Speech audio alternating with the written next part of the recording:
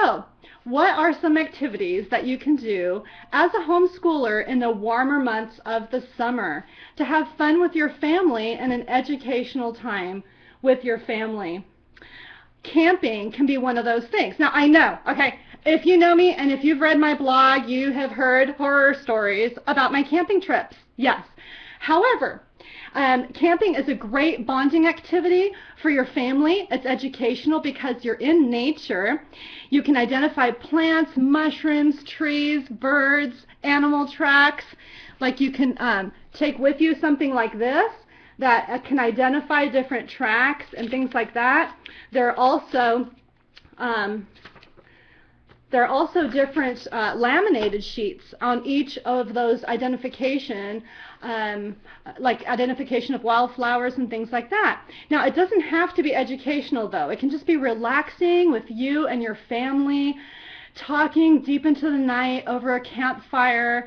That's what you want. One of our goals as homeschoolers is to be close-knit with our families, and that is one way that we can do that.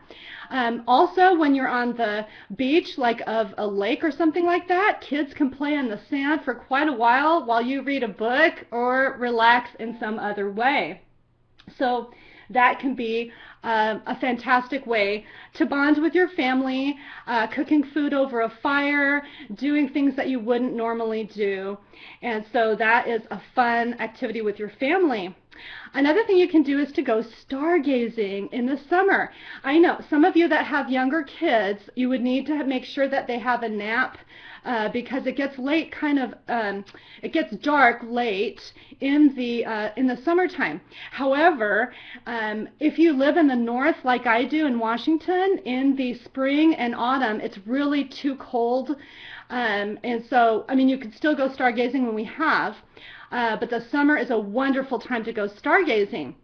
Go outside the city as much as possible to avoid the lights and take a star chart with you. I have seen the wonderful Milky Way with millions of stars just shining in the night, and it is so breathtaking, and it's free. It doesn't cost anything. You could take a sleeping bag and open it up and lie down so that you have somewhere soft to lie down and look upward, and take a flashlight with you with red cellophane and tape the red cellophane over it. And in that way, you can look at the star charts to try to find the different constellations and things like that. Two great constellations to start with for beginners is the Big Dipper and Orion. Those are the two that I learned first. And so it can be so incredible. And if you know of a family that has a telescope, you can also look through a telescope. Our family got a very inexpensive, well, it was an expensive telescope that we got at an auction for a really low price. And so we have a telescope. We can see the moons of Jupiter. We can see the rings on Saturn. On days that are really bright, I mean on nights that are bright with a moon, like a full moon, just look at the moon, since that is the star of the show that night. And you can see the craters on the moon, and it's just incredible what you can see when you go stargazing. Very educational. If you live near a lake or an ocean, you could play on the sand on the beach. I talked about this for camping, but you can make sure that if you go to the beach, I like to have a handy tote bag. And what are some essentials you need in a tote bag? Well, if you are at an ocean and you're not actually swimming, if your kids are just rolling up their pants and just going in the froth, you might only need one towel. And so you could just take one towel if they're not actually going swimming. You need your suntan lotion, of course, or sunblock. You need water. I would not take a water bottle for each kid because a lot of times the ocean does not have enough places to go to the bathroom. And so what I do is I take some cups, one for each color of each kid, and then one big water bottle where I can give little sips here and there to keep them hydrated. And also a snack. And I like to have some salty nuts or something as a snack because it's very fulfilling, and it keeps you from having to eat out if that's not in your budget. Then you don't have a hurting stomach all the way home, and so that can be really fun too. Taking an entire picnic is also fun to do on the beach. Really, really fun for the summer. And if you want more activities of what you can do with sand on the seashore and also in dirt in your backyard, you can look at my product, which is called The Wonderful World of Sand and Dirt. It is a 1.5 hour workshop like this. It's not in video, but it has all the slides that you can see. I would not be surprised if there were 100 different ideas of things you can do outside for homeschooling. All the different subject areas like geography, science, history, Bible, all the different subjects can be taught in the dirt outside in your backyard. For example, one of the activities we did that the kids love to do every summer is to dig grooves in the dirt and for rivers, and then you put the hose on the you put the hose there so that the river can flow, and then you have a waterfall, and you have all these tributaries, and you have all the different terrain, and you could even set up like a country and its parameters and all the different topography of a country with mountains and things like that. You can get moss from different parts of your yard and make just a beautiful landscape, just miniature landscape like that. So yes, that's available on my website, susanevans.org, in my e-store, and it's super, super fun in the summer. Your kids will thank you if you get that because it's fun. Okay, one of the other ideas that you can do in the summertime is to create a slip and slide in your backyard. You can do that inexpensively with thick trash bags, and you just line it up if you have a slant in your backyard. If you don't have a slant in your backyard, go to a park where you can where there is a hill, and the steeper the hill, the faster you'll slide. And then you put a hose at the top of that hill, and then the water slides down and you can flow downward, and that is super fun with a low cost. Swimming lessons are really great to take in the summertime, and one of the things that you can do in the bathtub, you can do different activities with your kids when they're tiny, to show them how to submerge their head in the water and stuff like that, so you could save money on those very first water acclimation lessons, because those can be pricey. And so I give you all of the details on how to do preliminary swim lessons in my Bath Time Fun audio that I also have on my website, susanevans.org. That's also a fun one to do. In the summer, it's actually 49 activities to do with water play, which is usually with homeschoolers because you're at home. I like to contain the water, and so we do stuff in the bathtub. I'm talking about the kids like do boats and float them across the water. We do all the different subjects also in there, especially for younger kids. But you can do all of those activities in the backyard in a kiddie pool, except for the swim lesson part that I told you in there. In that Bath Time Fun, 49 Ideas for Homeschoolers 1 hour audio, I show you how to make, this is one of the activities that you can use in the summertime. What you do is you take 2 cans. These were pineapple cans, which are great for shish kebabs on the grill, by the way, with lots of different meats. But so you take off the bottom and the top, and then connect the 2 together, and then get a clear kind of jar. And then I used waterproof tape to connect them. And then what you do is you put it into the water. So like I would throw in some underwater sea creatures that sink to the, like little plastic underwater sea creatures. that you can teach your kids the different, like squid or whale or whatever. So you throw them down into the bathtub or the kiddie pool outside, and then you use this to look into the water at it. You can also use this handy dandy craft contraption. You can use this to look at pond scum, pond things, or looking into a tide pool at the ocean, or looking at fish under the water. It helps you to see the fish. Just make sure it's clear on this side. So if you don't have anything like that, go to the grocery store and look on the bottoms of the things, and then buy the food and make it and eat it or whatever, and then you can have that. And I like it to be plastic because I don't like it to crack or break. So that's a fun activity that you can do with your kids. Another activity is to build a tree house or fort in your backyard. And my favorite book for doing that is How to Build Tree Houses, Huts, and Forts, and that is by David Stiles. And this is really super fun. It shows exactly the plans of doing them. The fort that we have in our backyard is an invention of my husband. He designed it himself.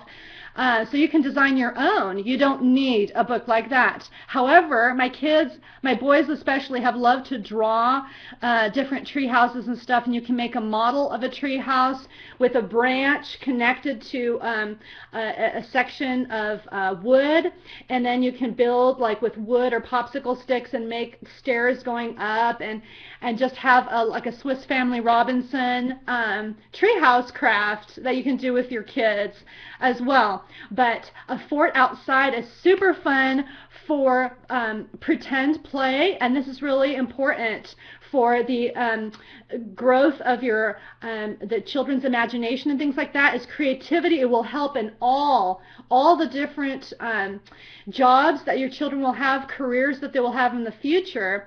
Creativity will is a very good asset to have in any job. So those can be very fun. You can play with walkie-talkies. You can play just all kinds of things in the fort. You can have a pulley on with a rope and a bucket to lower secret messages up and down the tree house, and so it just could be a lot of fun to play outside. Playing outside is super fun in the summer. Your kids need the vitamin D sunshine, the fresh air, and all that can be really great. And don't forget nature journals. I have a whole 1-hour video DVD on my website about journaling. I was a teacher for 7 years before I had kids, and so and my degree is in English literature, and so make sure to pick that up if you are interested in journaling, because that is fun all the different seasons, spring, summer, autumn, and winter. All right, you could study underwater sea creatures, and the summer is the best time to study underwater sea creatures. You can go to an aquarium. You can visit the ocean and collect seashells. You can notice the tides going in and out and carefully look inside those tide pools. Like I said, you can look at it with this handy dandy contraption that doesn't cost anything except for, I suppose, the tape. By the way, I think at Ace Hardware. It's waterproof tape. Okay, so you can put it under the water and it doesn't unstick. Okay, we've used it a lot and it hasn't stuck. You can also have water balloon fights or water gun fights. That's his homeschool PE. One time our church had a picnic and there was a volleyball net, and the people on one side had towels that they were holding up. So like I would hold one side of a towel and my husband would hold the other side of the towel, and there were like 4 or 6 different towels on each side of the volleyball net, and then you put a water balloon and you throw it upward.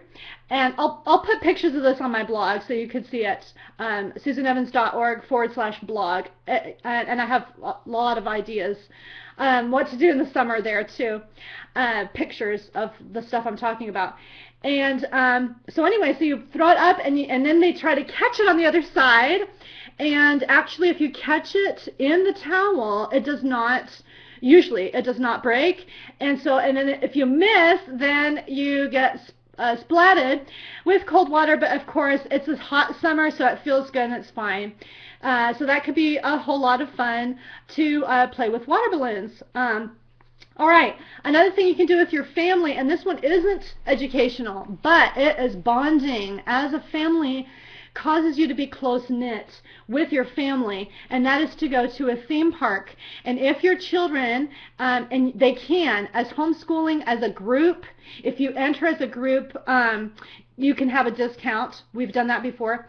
But also, my kids have earned a free ticket to Silverwood, and it depends on what the theme park is in your area, for reading. It's called Reading is the Ticket. So you can look up Reading is the Ticket on Google in your area. Try to find a homeschool group that's already doing it, or you start it for your homeschool group. I think you have to have like 50 kids involved, and then they get free tickets. So we have free tickets for our kids, and then my husband and I buy ours at Costco, 2 adult tickets for a substantial discount. You can always get coupons or cans with $10 off or whatever, so it doesn't have to totally break the bank. I know they're expensive to go to, but it is so fun to go like on a log ride together when you're, and that round thing, what is that round thing called? I don't know. There's that ride where you get wet and the whole family is in that little circle thing. And I got sprayed and I screamed and everybody was laughing. Having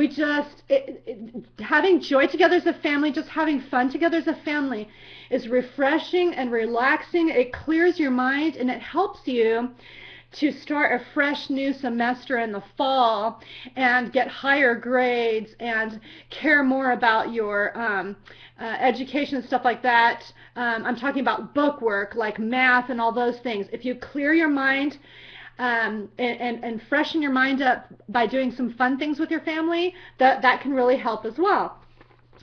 Another thing you could do is go yard sailing. In the summer, there are yard sales all the time, on Saturdays especially.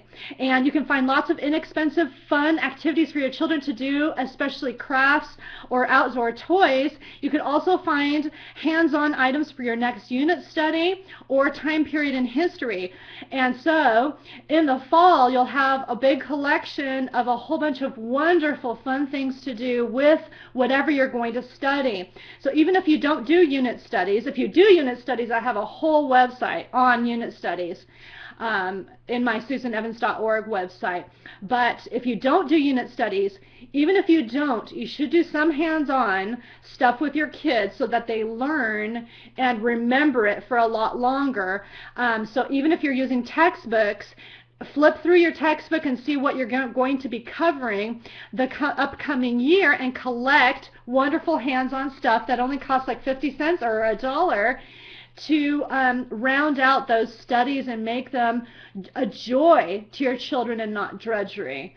So yard sailing is one of my favorite things to do. And this summer, the top thing on my list is to buy a hammock. I want a hammock so that I can relax with my kids in my backyard and watch them play and stuff. Let's see, another thing you can do with your kids in the summer is to pick berries or cherries or other fruit from a local farm. It is delicious right after being picked. Oh my goodness, I made some strawberry crepes last summer that were so delicious. They melt in your mouth. And I have the recipe on my blog, so you'll have to go there and check it out because it was really, really good.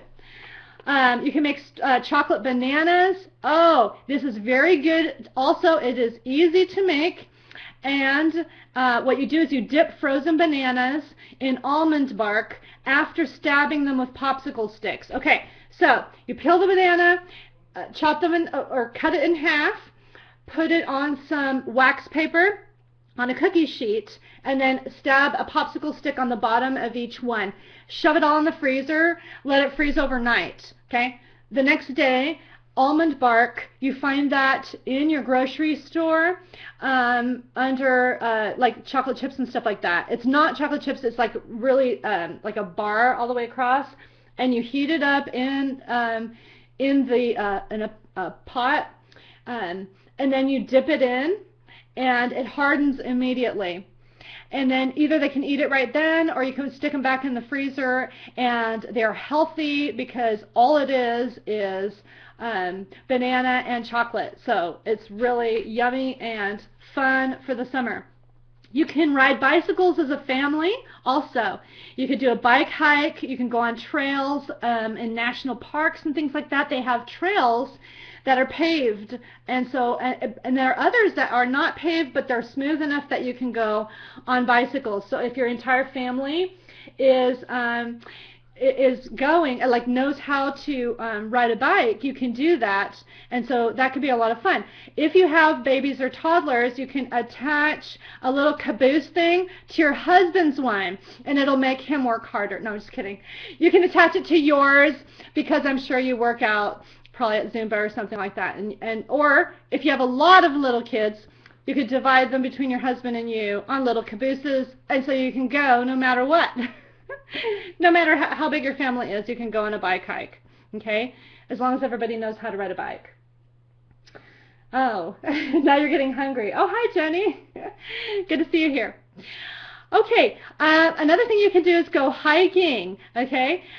Nature is beautiful in the summer. Oh, the sun's shining, especially if you go up like a mountain or something, or a hill or anywhere where you can get a vista, look down on some landscaping. It could just be gorgeous to look at and sit and just enjoy God's creation. It makes you just want to start singing. Yeah, your kids will think you're crazy, but it doesn't really matter, does it? They'll probably be right. They would in my case, wouldn't they? And like I said, you can use laminated cards, fold-out cards that are identification cards, for example, with the animal tracks or wildflowers, berries, that kind of thing. And you can go geocaching too. Geocaching is like a treasure hunt, and you can look it up, Google it in your area, and you can find, if you have to have one of those GPSs, and then you follow the clues with your family, and you find a cache, and it's like a container, and you open it up, and it has cheap junk in it. And you're supposed to like sign a little paper that you found it, put it back in. You could take a piece of junk and put another piece of junk in it. Or if you want to be super cool, you put $1 in there so that the next person who finds it can have $1 as their reward for finding it. But geocaching can be super fun to do with your family, especially in the summer. We did that a lot when we were doing Cub Scouting.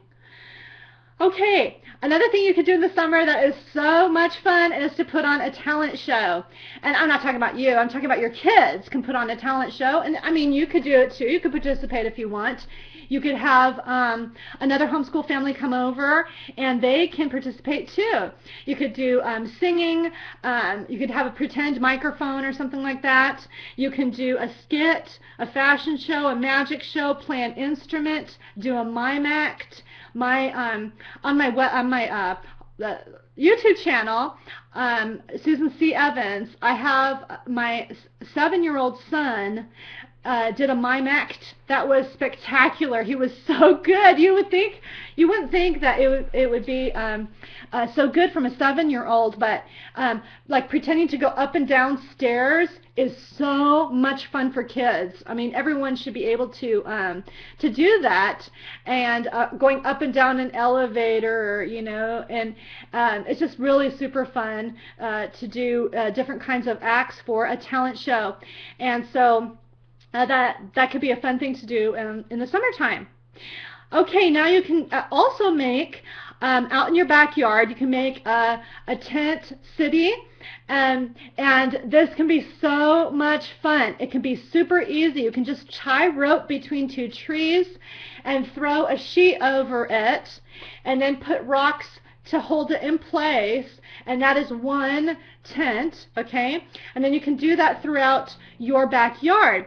I have some pop-up tents that I got at yard sales for between $1 and $3, so it doesn't have to cost that much. Some of them were falling apart, but who cares, because you're going to have it outside.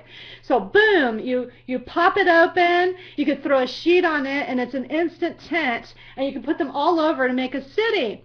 If you don't have that, and you have no money, and you don't happen to have good yard sales where you live to find pop-up tents, because I see them everywhere here, you can get card tables.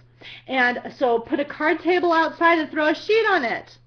See, that's super, super easy to do. And so you can borrow card tables from other families, and you can invite those families over, and they can pretend to have a city outside.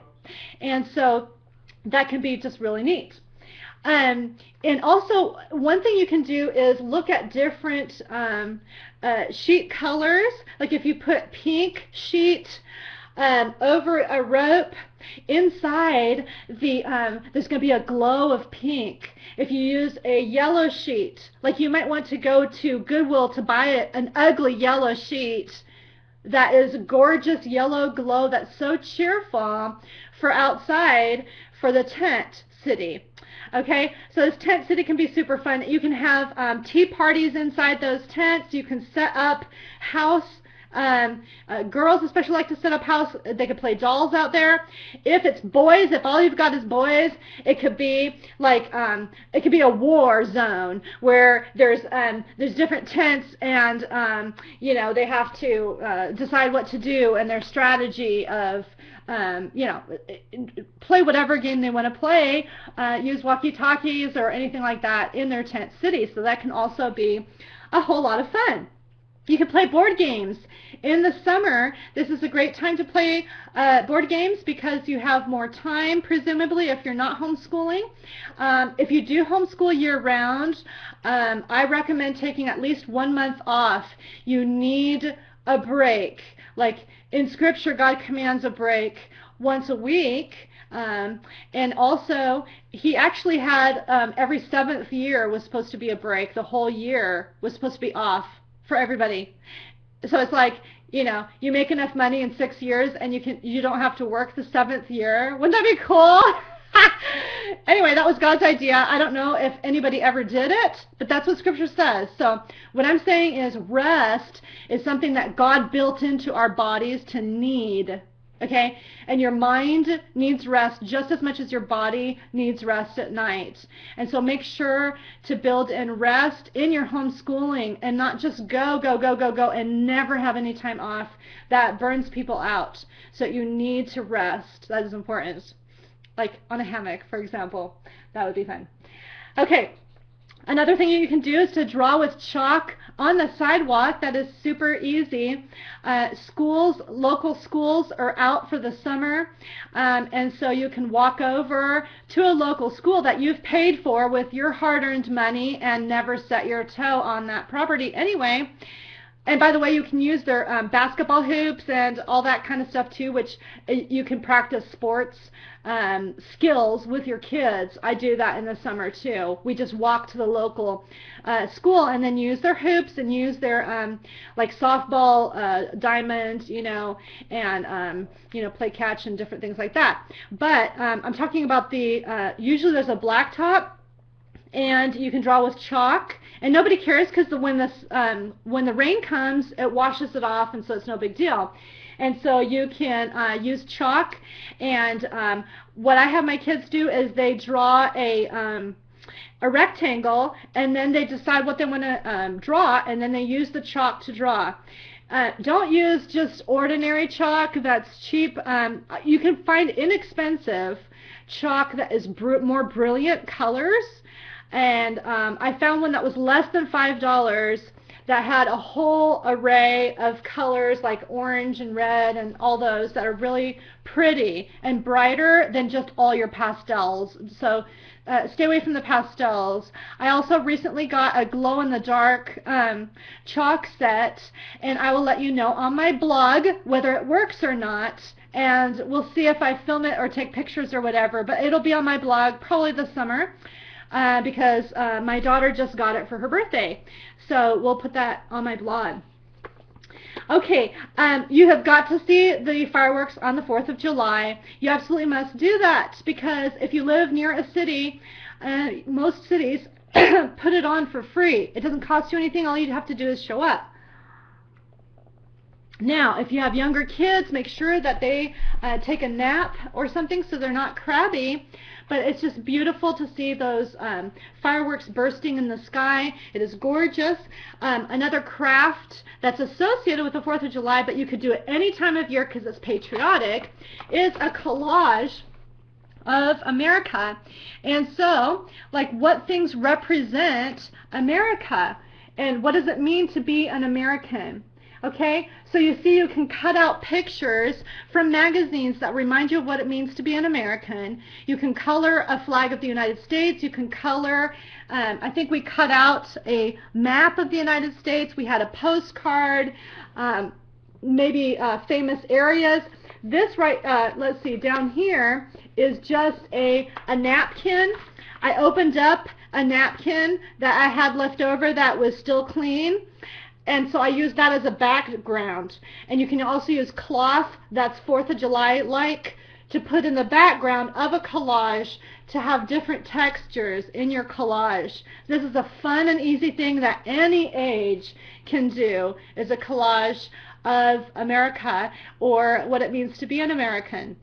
Okay, and another fun art activity is to make some goofy sunglasses. We just did these yesterday, and what you do is you put hot glue, you just hot glue stuff around it. See? Super easy. This is my daughter's one. Isn't it cool? Let's see here. Yeah, see?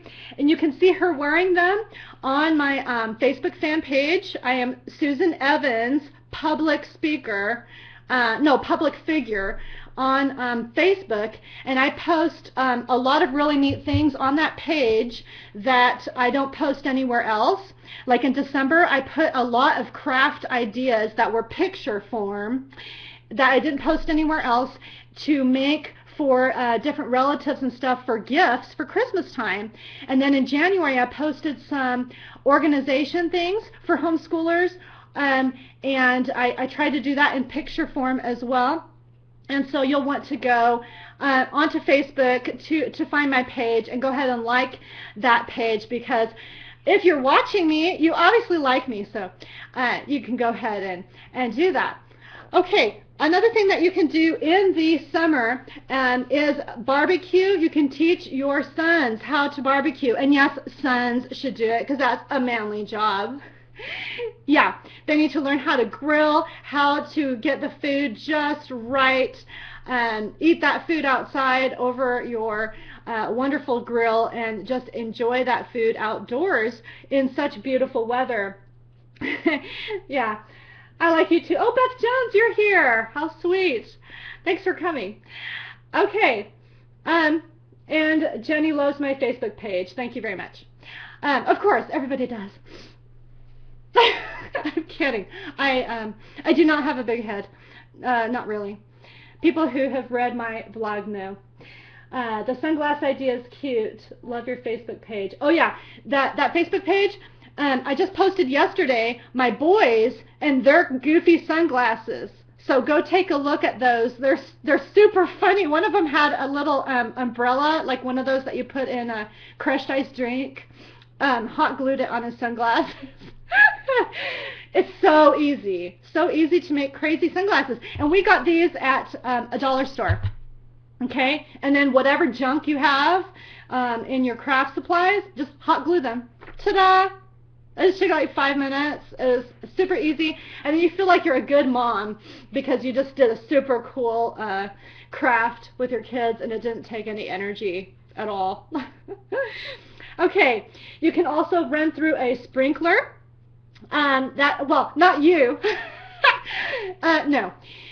Your kids, when it's super hot, you can set up a sprinkler and they can run through that sprinkler screaming and laughing. We made up our own deluxe kid wash. It was a car wash contraption from Family Fun magazine.